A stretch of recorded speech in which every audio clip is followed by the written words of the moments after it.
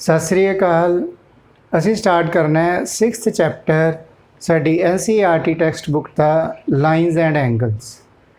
तो उस तो पहले असी कुछ बेसिक टर्म जिहड़ियां सानू जरूर ये वास्ते क्लीयर होनी चाहिए वो एक बार देख लेने। तो लाइनस एंड एंगल्स वास्ते फर्स्ट थिंग है लाइनस। लाइन की है? कोई भी ब्रैथलैस लेंथ नू असी कहने आ लाइन। हुण देखो असी एक इस तरह लाइन ड्रॉ करते हैं तो यह लाइन कितों तक ड्रॉ कर सकते हैं? जितों तक मेरा बोर्ड है तो जे यह बोर्ड होर वड्डा होएगा होर अगे तक आप लाइन बना सकते। तो जिन्ना साडे कोल इत्थे मार्जिन है आप उत्थों अगे अगे उन्ना अगे लाइन बना सकते। तो लाइन एंडलैस होंदी है। तो कोई भी लाइन है, लाइन आपां तां कहने आ कि एक ब्रैथलैस लेंथ है and it has no ends. इस तरह ही असी टर्म यूज़ करते हैं। फिर जो असी इस तरह सम लाइन के पार्ट्स देखने होंगे, असी कोई भी ट्रायंगल बनाने, रैक्टेंगल बनाने, वो इस तरह असी पॉइंट्स मार्क कर लेने। मीनिंग लाइन तो अगे तक है पर असी वह इन्ना पार्ट कंसीडर कर रहे हैं। तो जोड़ा यह पार्ट है AB, इसनों असी कहने लाइन सैगमेंट। लाइन सैगमेंट की है? लाइन का एक पार्ट। लाइन दे कोई एंड पॉइंट नहीं है, यह लाइन सैगमेंट दे दो एंड पॉइंट्स आ गए। It has two end points. केड़े केड़े? A और B। हुण मान लो असी इस तरह ही कोई एक होर लाइन बनाइए जिदा असी एक एंड पॉइंट ते फिक्स कर दीए। असी कहिए O फिक्स है और इस तरफ तो लाइन आप जिन्ना चाहिए एक्सटेंड कर सकते। तो यह जिहड़ा यह पार्ट है OA, जिन्ना चाहो अगे तक असी एक्सटेंड कर लिया, इनू असी कहने रे। तो रे की है? जिहदा एक एंड पॉइंट है, एक एंड पॉइंट फिक्सड है, अदर कैन बी एक्सटेंडेड। तो रे हैज़ वन एंड पॉइंट। तो first thing line, line segment and रे। यह सानू क्लीयर हो गया।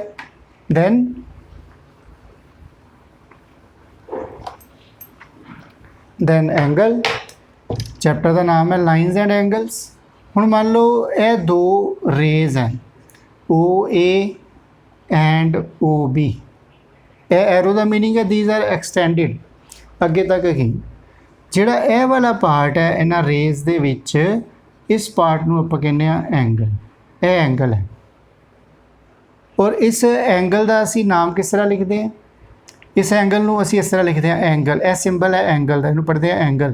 तो एंगल AOB, जां असी इस लिख सकते हैं एंगल BOA, और कई बार इस तरह भी लिखांगे एंगल O।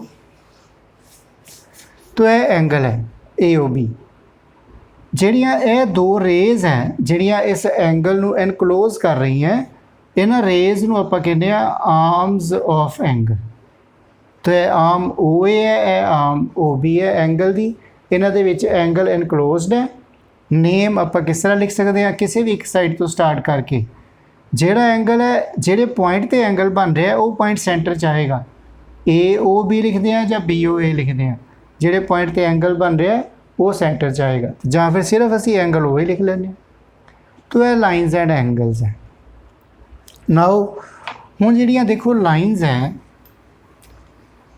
लाइनस अगर आप टू लाइनस की गल करते हैं तो दो तरह नाल दो लाइनस बन सकती हैं। एक हो सकता है कि यह टू लाइनस पैरेलल लाइनस है,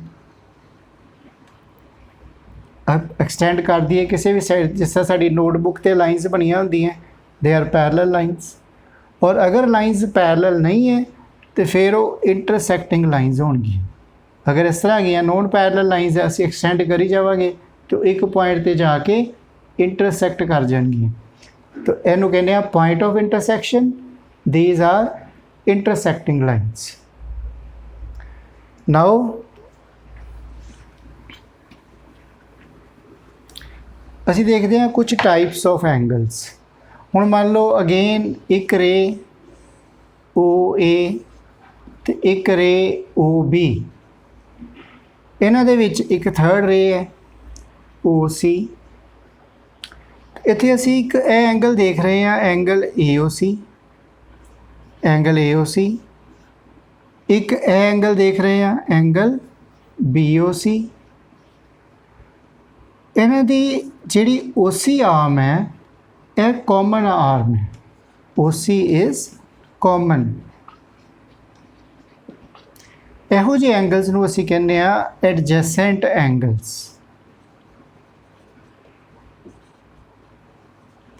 ਇਹ एडजेसेंट एंगल्स है जिन्हां एंगल्स दियां कॉमन आर्म्स होंदियां वो एडजेसेंट एंगल्स होंदे।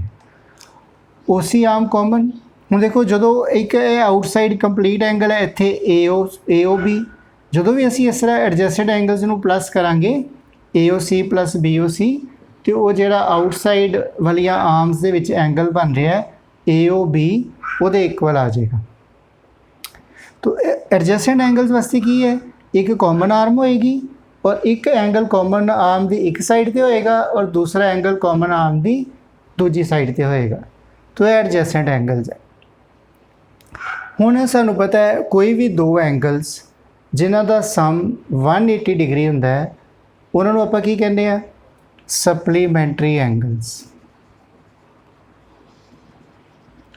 सप्लीमेंटरी एंगल्स वो है जिन्हां दा सम 180 डिग्री है। और एक टर्म असी यूज़ करते हैं कंप्लीमेंटरी एंगल्स। कंप्लीमेंटरी एंगल्स वो होंदे है जिन्हां दा सम 90 डिग्री हुंदा है। दैन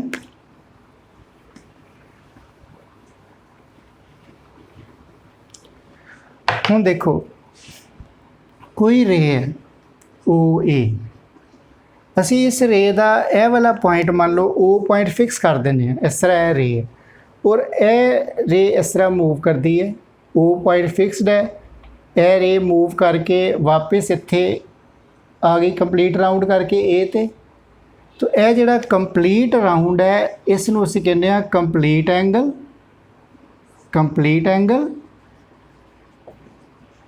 और यह एंगल हुंदा है 360 डिग्री। असीं इहदा डिग्री विच मेजरमेंट करते हैं और इसनूं कंप्लीट एंगल नूं असीं कहने आ 360 डिग्री। हुण जे कदी एंगल कंप्लीट तो हाफ होएगा मान लो यह रे इत्थों चल के इस पॉइंट तो चल के बिल्कुल ओपोजिट आके रुक गई तो इसका हाफ हो गया ना। तो यह है 180 डिग्री। कोई रे इस तरह है इसका हाफ इस एंगल नूं कहने आ 90 डिग्री। हुण इन्हां दे इन्हां दे मेजरमेंट्स हो गई 360 180 90 डिग्री। 360 एंगल नूं असीं क्या कंप्लीट एंगल। 180 डिग्री एंगल नूं असीं कहने आ स्ट्रेट एंगल। स्ट्रेट एंगल और 90 डिग्री एंगल नूं असीं कहने आ राइट एंगल। तो यह टर्म जो असीं ये वाले क्वेश्चनस करांगे साडे बड़े काम आण गए। तो complete angle straight angle right angle. हुण राइट एंगल 90 डिग्री है।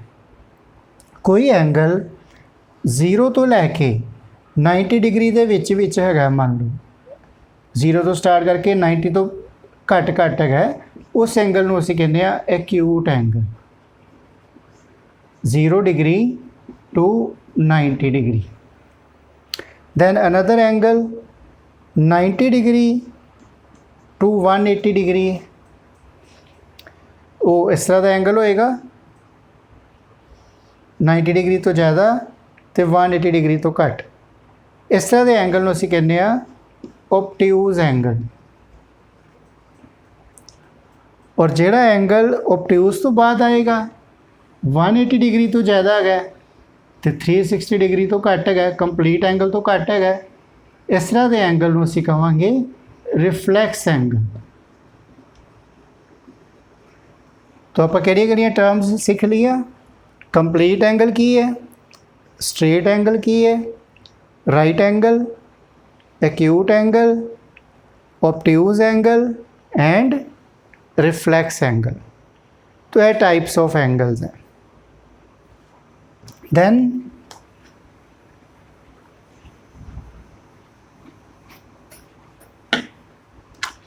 जिस तरह असी एडजस्टेंट एंगल की गल की। एडजस्टेंट एंगल किस तरह है, यह दो मान लो एडजस्टेंट एंगल्स है। ਹੁਣ ਜਿਹੜੀ ਹੈ OA ਤੇ OB ਜਿਹੜੀਆਂ ਨੋਨ ਕਾਮਨ ਆਰਮਸ ਹੈ, ਅਗਰ ਇਹ ਸਪਲੀਮੈਂਟਰੀ ਹੋਣ, ਮੰਨ ਲਓ OA ਤੇ OB ਇਸ ਤਰ੍ਹਾਂ ਗਈਆਂ ਆਰਮਸ, OC ਇੱਥੇ ਹੈ, ਅਗਰ ਇਹ ਸਟ੍ਰੇਟ ਐਂਗਲ ਹੈ ਤਾਂ ਜਿਹੜੇ ਇਹ ਦੋ ਐਂਗਲ ਹੈ ਐਡਜਸਟੈਂਟ ਐਂਗਲ AOC ਤੇ BOC, ਉਦੋਂ ਇਹਨਾਂ ਨੂੰ ਕਹਿੰਦੇ ਆ ਲੀਨੀਅਰ ਪੇਅਰ।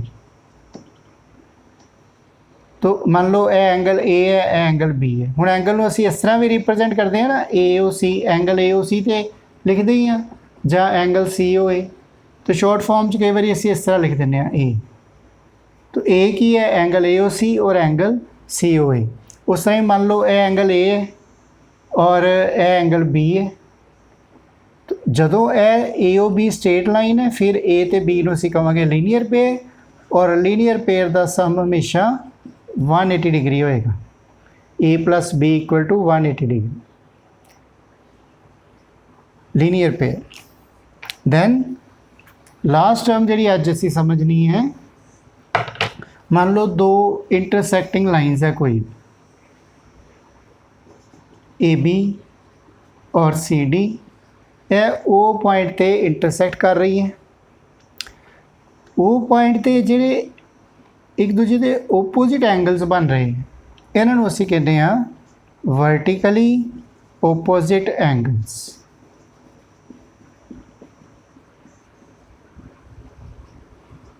और वर्टिकली ओपोजिट एंगल्स हमेशा इक्वल होंगे हैं। एंगल AOC इक्वल होएगा एंगल BOD दे, this angle equal to this angle. इस तरह ही फिर यह दो भी वर्टिकली ओपोजिट है, तो यह वाला एंगल इस दे इक्वल होएगा, BOC AOD दे इक्वल होएगा। जे यह B है तो यह एंगल भी B होएगा। तो यह बेसिक टर्म्स असी बड़े ध्यान नाल पहलों रिवाइज करनी है, फिर असी इस तो बाद चैप्टर स्टार्ट करांगे। Thank you.